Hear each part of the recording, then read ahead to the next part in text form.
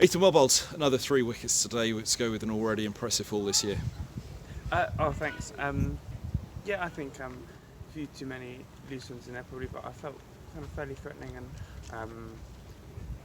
I felt a couple of the overs towards the end of my spells didn't quite have the same zip, and so that's pretty frustrating from a personal perspective. It was a long first spell though. I mean, it was an hour and I don't know how long. Yeah, but that's what you do all the work for, so you've got to be able to do that, and I was a bit frustrated with myself. I didn't feel I was quite threatening at the end of that.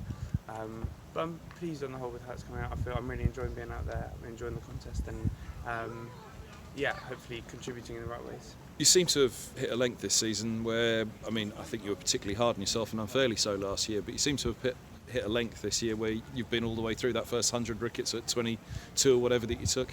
Oh, that's very kind. Yeah, well, I think you're always trying to evolve the game, you're trying to develop and trying to become, towards whatever your ambition is in the game, hoping that will get you to be as good as you can be. And I think certainly for me, that consistency was exposed last year when you play against better players, what being consistent actually means. So that's something I'm always striving for and trying to improve my craft and stuff.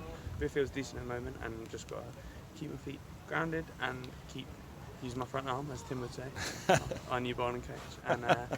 And yeah, just I think trying to keep it simple.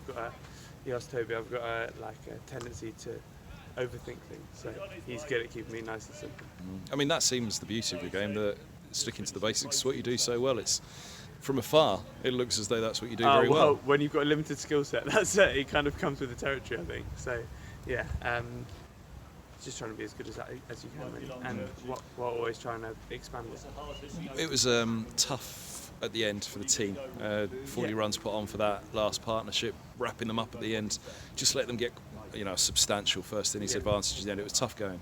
Yeah, it's always frustrating, I think, when that happens, because it seems to suck a bit of the momentum out of that last period and into your batting. But the way Rocky and Robbo went about it, there you see that they're two such high quality players, and fortunately for us, we have that, and they were able to do that, because it is frustrating when people at the end are able to score quick runs like that, of course. Whatever lead the batters can get you tomorrow, you'll take it and bowl at it, but absolutely.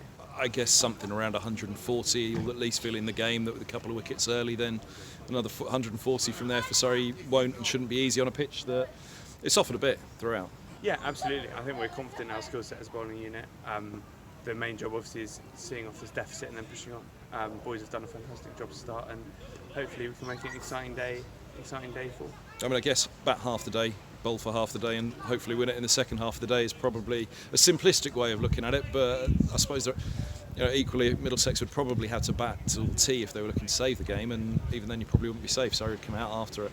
Yeah, they've got a fairly defensive batting lineup, haven't they?